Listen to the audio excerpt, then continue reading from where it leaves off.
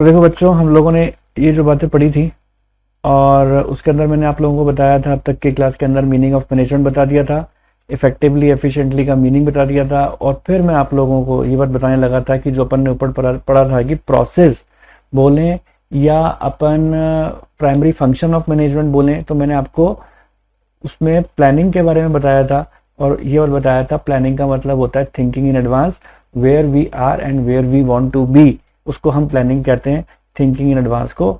और ये पिक्चर में ये बात बताते हैं कि जैसे कि बाहुबली मूवी के अंदर उन्होंने पहले से प्लान कर लिया था कि हमारी सेना कहाँ से दूसरे की जो कालके की सेना है जो कहाँ से आक्रमण कर सकती है, हमारी सेना कहाँ से आक्रमण करेगी, तो वो पहले से ही जो प्लान कर लिया था उसे हम यहाँ पर बताएंगे। तो देखो बच्चों, जैसा कि आपने देखा कि किस तरीके से ये पिक मैंने डाली हुई इसलिए थी और आपको क्लिपिंग भी दिखाई, क्यों?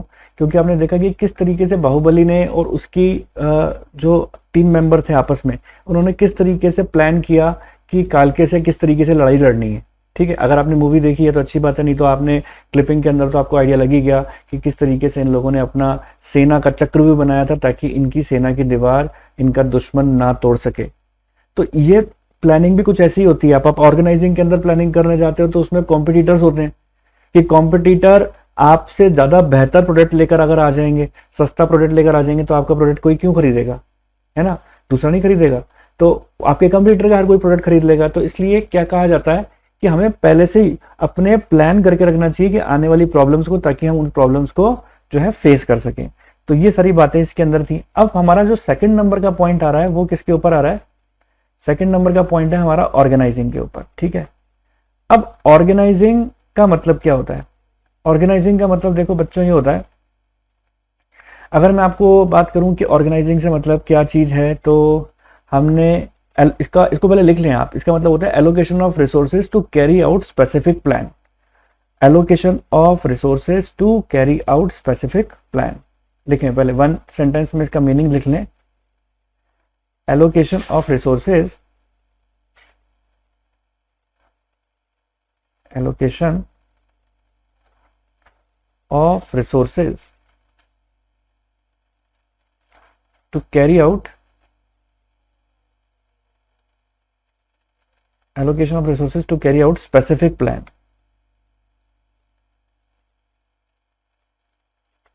कहते हैं जैसे कि देखो, अब आपको पहले अपन एक बार इनफॉर्मल एग्जांपल लेते हुए चलते हैं। जैसे मान के चलिए, जब आप स्कूल से आते हैं, घर पे आते हैं, ठीक है, जब स्कूल से घर पे आते हैं तो क्या होता है, क्या सिचुएशन होती है? गर्मी हो रही होती है, जूते किधर होते हैं, सॉक्स किधर होती है, बैग किधर होता है, ठीक है, और मम्मी बहुत गर्मी लग रही है, बस पानी ले आओ, है ना? और फिर उसके बाद क्या होता है, कई बार तो ड्रेस भी नहीं उतारते, यूं ही सो जाते हो। ऐसा होता है कि नहीं? फिर सवाल सबसे बड़ा ये उठता है कि जब सुबह उठते हो तो फिर सुबह उठने के बाद चिल्लाते हो जोर से, मम्मी मेरी सॉक्स कहाँ है, मम्मी मेरे जूते कहाँ हैं, मम्मी मुझे डायरी नहीं मिल रही, मम्मी मुझे ये किताब नहीं मिल रही। उसके पीछे कारण क्या है? क्योंकि मम्मी चिल्ला चिल्ला के थक जाती हैं कि बेटा अपनी, जब तुम स्कूल से आते हो तो अपनी सभी चीजों को अपनी जगह पर रख कर ही जो है अपने दूसरे काम में लगा करो। अपने बैग को अपने अलमीरा में रखो, अपने जूतों को, अपनी सॉक्स को अपनी जगह पे रखो। क्यों? क्योंकि जब वापस से कल की टाइम, जब स्कूल जाने का समय होगा तो चिल्ला चिल्ला के नहीं बोलोगे कि मम्मी मेरी टाई कहाँ है। तो जब मम्मी मेरी टाई कहाँ है तो क्या होगा? उड़ती हुई चप्पल आएगी मम्मी की, सीधा और सीधा चांटे पड़ेंगे, जूते पड़ेंगे, चप्पल पड़ेगी, क्योंकि तुमने उस वक्त उन चीजों को प्रॉपर तरीके से रखा नहीं, है ना? सेम बातें यहां पर है। अब मैं ऑर्गेनाइजिंग की बात करूं तो ऑर्गेनाइजिंग के अंदर अगर मैं बिजनेस पॉइंट ऑफ व्यू से बात करूं तो जैसे मैंने आप लोगों को एग्जांपल पहले भी बताया था, अगर आपकी फैक्ट्री के अंदर रॉ मटेरियल आ गया, मान के चलो, अगर आपके पास लेबर नहीं आई तो भी बेकार है। एट अ मोमेंट जब जिस चीज की जरूरत है वो चीज आपके पास आएगी, तभी तो प्रॉपर तरीके से वर्क हो पाएगा।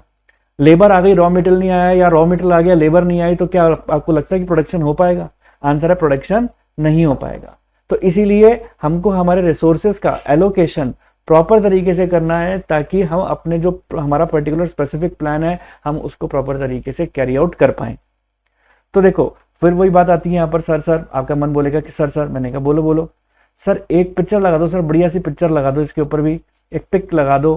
तो मैंने कहा ठीक है, तो मैं आपको वही पिक लगा के देता हूँ जो अलमीरा वाली।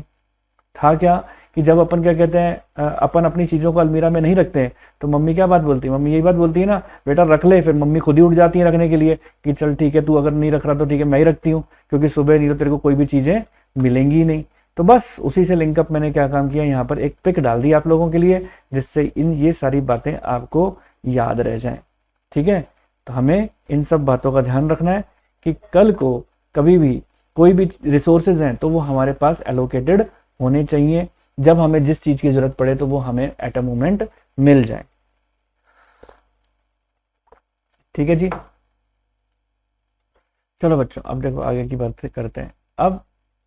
अब सवाल उठता है नेक्स्ट पॉइंट का, प्लानिंग ऑर्गेनाइजिंग। अब आती है बात स्टाफिंग के ऊपर। ठीक है, तो स्टाफिंग की हेडिंग डालो स्टाफिंग के ऊपर। अब स्टाफिंग के ऊपर भी वन सेंटेंस के अंदर आपको इसको एक्सप्लेन करने की कोशिश करूंगा मैं।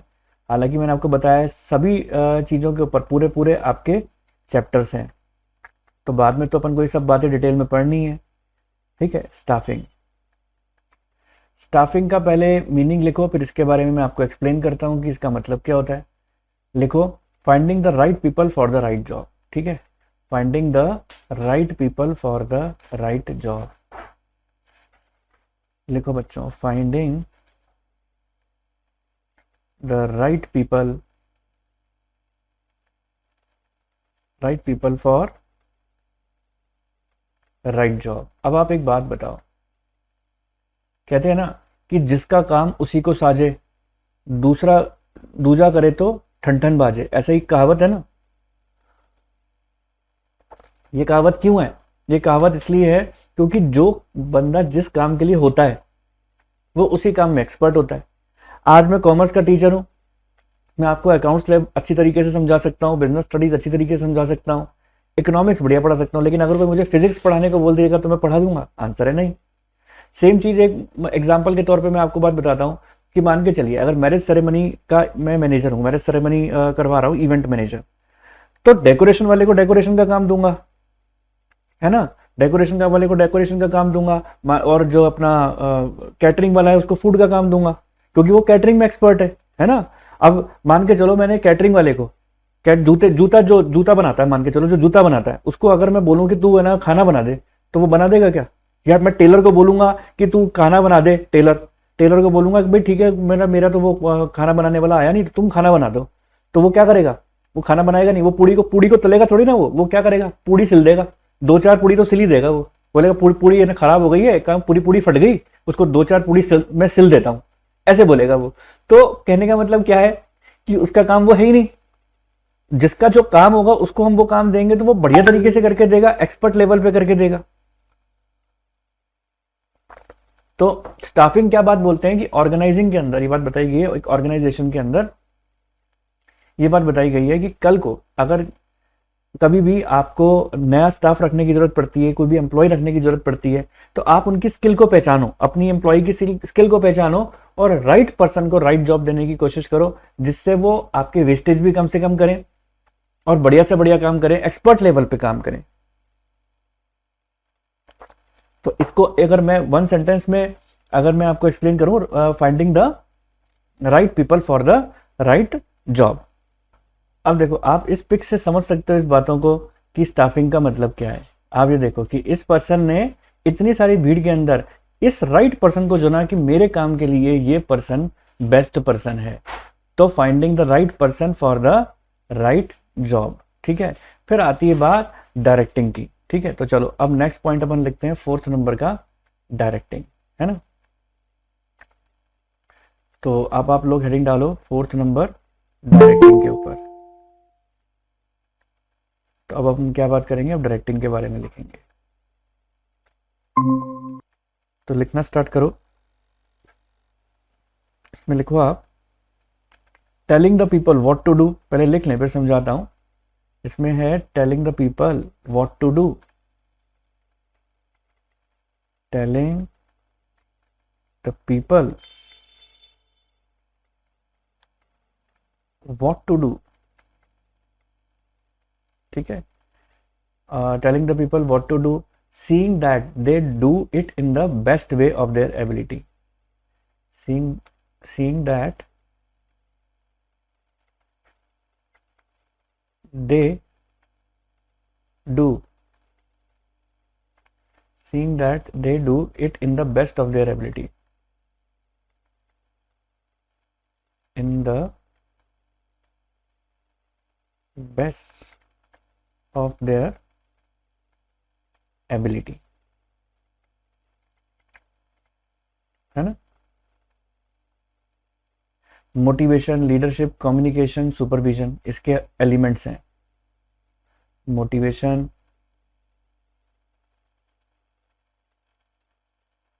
Leadership, communication, supervision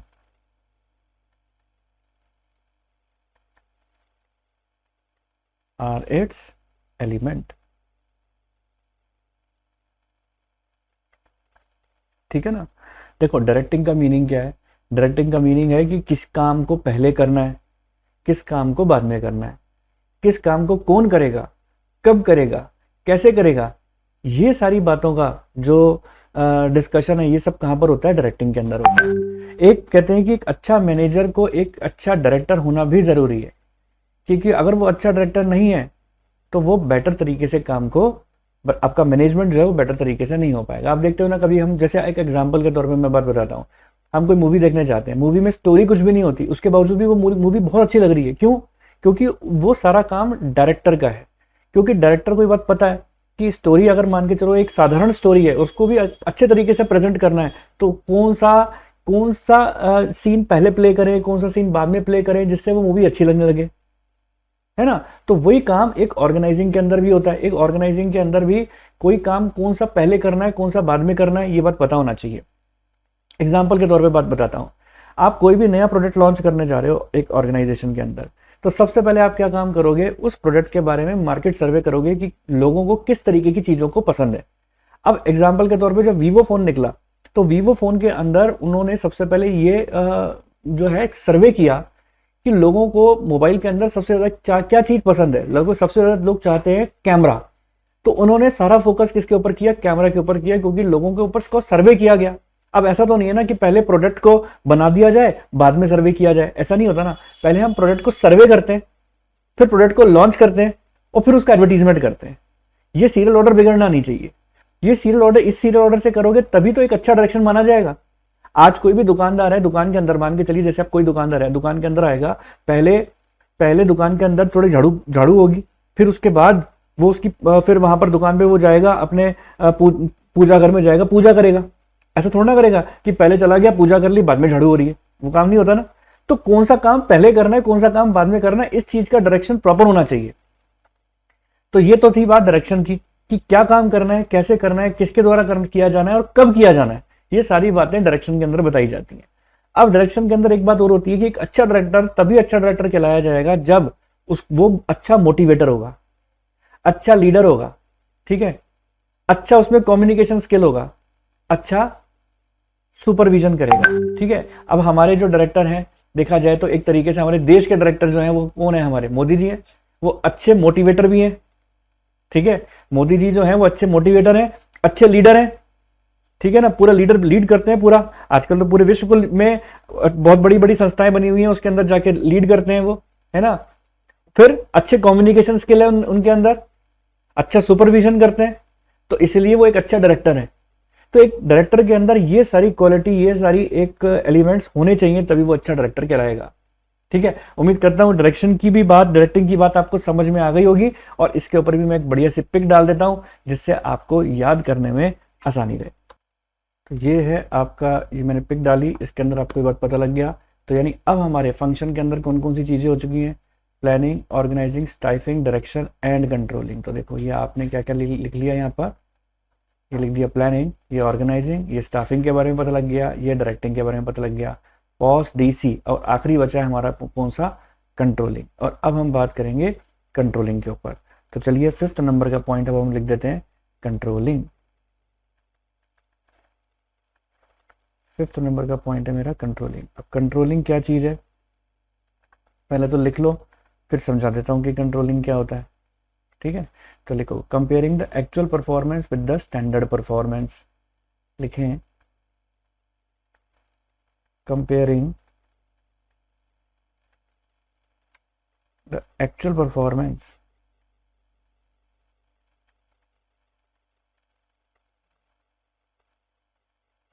with standard performance.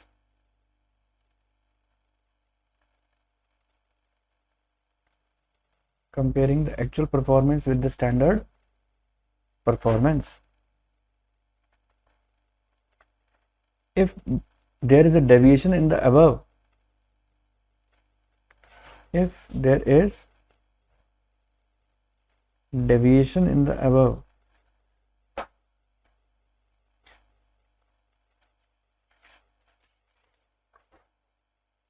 then taking corrective measures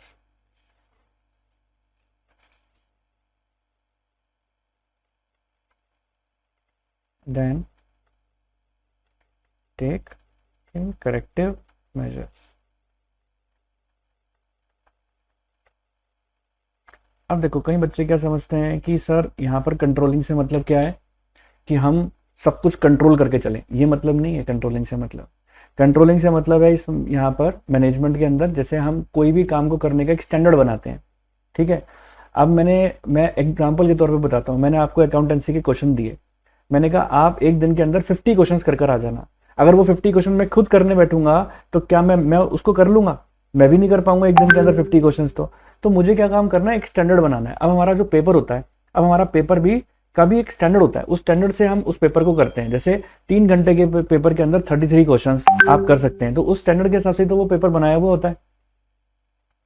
अगर वो स्टैंडर्ड के हिसाब से नहीं होगा तो क्या 3 घंटे के अंदर मैं 33 की जगह 60 क्वेश्चंस दे दूंगा तो क्या कर पाओगे आप? नहीं कर पाओगे। तो सेम बात ऑर्गेनाइजेशन के अंदर भी होता है, एक स्टैंडर्ड बनाया जाता है कि अगर कोई वर्कर आपके फैक्ट्री में काम कर रहा है तो उसको कितने यूनिट 8 घंटे की ड्यूटी के अंदर कंप्लीट करके जानी चाहिए। मान के चलो अगर हमें ऐसा लगता है कि वो 8 घंटे की ड्यूटी के अंदर वो 20 यूनिट बना सकता है, ठीक है। अगर वो बना के जाता है 15 यूनिट, तो हम ये चीज़ फाइंड आउट करने की कोशिश करेंगे कि वो 5 यूनिट क्यों कम बना के गया। मान के चलो अगर वो 5 यूनिट कम बना कर गया तो उसका कारण जानने की कोशिश करेंगे। तो यानी जो हमने एक स्टैंडर्ड बनाया कि 20 यूनिट बननी चाहिए, लेकिन एक्चुअल में अगर कम बनी है तो कम बनने के कारणों को हम फाइंड आउट करते हैं। यूनिट्स जो कम बनी है उसके कम बनने के कारणों को हम फाइंड आउट करते हैं, और जो हमें कारण पता लगते हैं कि इस वजह से कम बनी है तो उसको हम दूर करने की कोशिश करते हैं।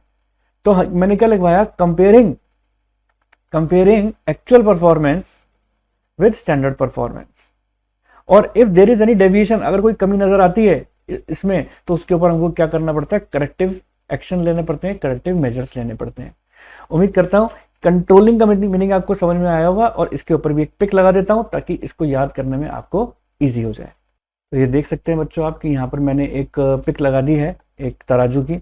इससे आपको बात याद रहेगी कि हाँ, हमें एक्चुअल परफॉर्मेंस को स्टैंडर्ड से कंपेयर करना है। अब आप इसमें देख सकते हो कि इसमें स्टैंडर्ड कौन से हो गए।